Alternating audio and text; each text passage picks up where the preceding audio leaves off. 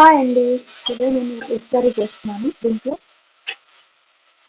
కొంచెం పోపు వేసుకొని ఉల్లాకు వేసానండి. కొన్ని పచ్చిమిరపకాయలు వేస్తున్నాను.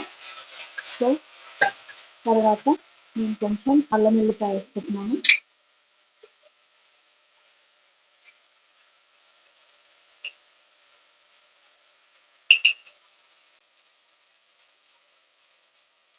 సో నేను కొంచెం పసుపు వేసుకున్నానండి.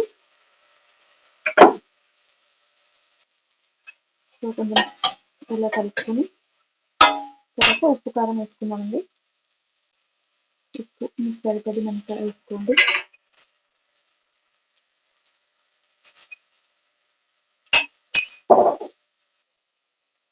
కారం నేను తక్కువనే వేస్తున్నాను ఎందుకంటే పచ్చిమిరపకాయలు నేను ఎక్కువ వేసుకున్నాను. ఉల్లాకులోకి పచ్చిమిరపకాయలు ఎక్కువ వేసుకుంటే బాగుంటుంది.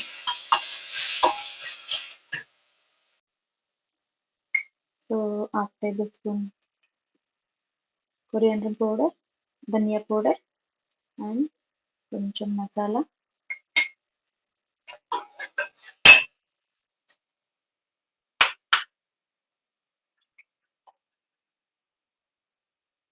సో ఎగ్ కొట్టేసి వేసుకుంటున్నాండి.